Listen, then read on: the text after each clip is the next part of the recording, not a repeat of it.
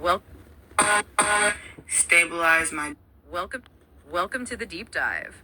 Today we're tackling something pretty fundamental in software development. Right. We all use Git, which is, distributed by design. Exactly. But then we mostly use platforms like GitHub or GitLab. And suddenly we're back to relying on a single central point, which kind of defeats the original purpose, doesn't it? It really does. It brings back those risks, outages, security breaches. So we're diving into a novel hybrid approach today. Yeah, one that tries to get us out of that trap by combining a couple of key technologies. Okay, so let's unpack that. What's the core idea here? Well, the goal is resilience, like Git originally intended. Yeah. But the approach uses Ethereum blockchain for security and trust. Okay, the immutable ledger part. Precisely. And the interplanetary file system, Yeah. IPFS, for the actual storage. Ah, right. So why not put all the code, everything directly onto the blockchain? Seems simpler. Oh, well, that's the first big hurdle. It's just not practical. Storing large amounts of data, like source code repositories, on chain. Yeah. That leads to what people call blockchain bloat. The cost would be astronomical. We're talking potentially millions for even medium-sized projects. And it's slow. Right. Okay. So prohibitively expensive and slow. Makes sense. So you have to decouple things. Exactly. Decouple the data itself from the trust mechanism. So the code files themselves, they live off chain. Correct. They're stored on IPFS, which is designed for large files, unminute threads. Got it. And the blockchain, Ethereum in this case, what does it actually hold then? It acts as the immutable trust anchor. So it only stores the really critical small bits of data. Like what? Like the cryptographic hash of the source code file stored on IPFS, the content ID or CID. Okay, so a unique fingerprint of the data. Yes. And the smart contracts that manage who can access what, permissions, and maybe some other metadata. It's the proof, not the bulk data. Okay, that makes sense architecturally. Yeah. But hang on, speed, what about the speed? Yes. The latency challenge. If I push code, I can't wait minutes for a blockchain confirmation. Developers would riot. Absolutely not. That's completely unworkable for collaboration. That's where the clever part, or maybe the controversial part, comes in. Okay.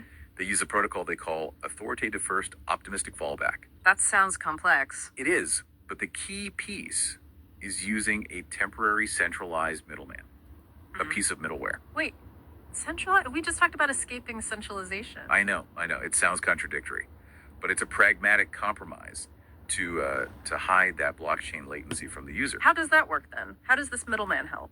Okay, so when you push your code, Yeah. first the encrypted data goes up to IPFS, then a crucial piece of information, a part of the encryption key, goes to this middleman server. Instantly. Pretty much instantly, yeah. And that's when your push is considered done from your perspective. You get immediate feedback. So my experience is decoupled from the slow blockchain part. Exactly. The transaction to write the hash and metadata permanently onto the Ethereum blockchain happens asynchronously in the background. The middleman provides the speed for the user experience. Okay, I see the trade-off. Speed versus relying, even temporarily, on a central point. How is the encryption key handled securely then, especially with this middleman involved? They use something called Shamir secret sharing. It's a cryptographic technique. Right, I've heard of that. Splitting a secret into parts. Exactly. They take the main encryption key for the code, a 256-bit AES key, and split it into, say, 3 shares. Okay. And the clever part is you only need 2 of those 3 shares to reconstruct the original key. So redundancy is built in.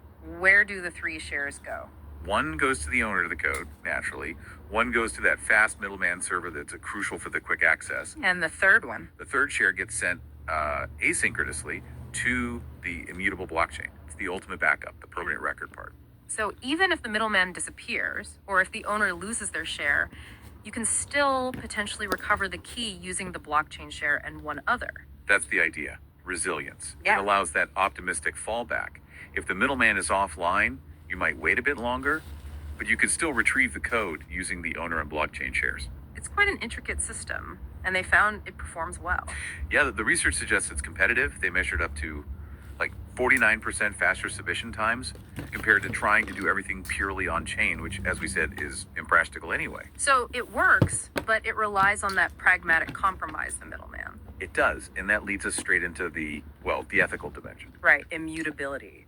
That's the core strength here, isn't it? Permanent, verifiable proof of what happened. It is. For provenance, for auditing code history, it's incredibly powerful. But And it clashes with things like the right to be forgotten, GDPR, and similar privacy regulations.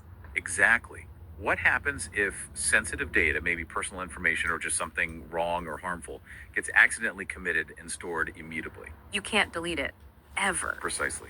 There's no mechanism for erasure.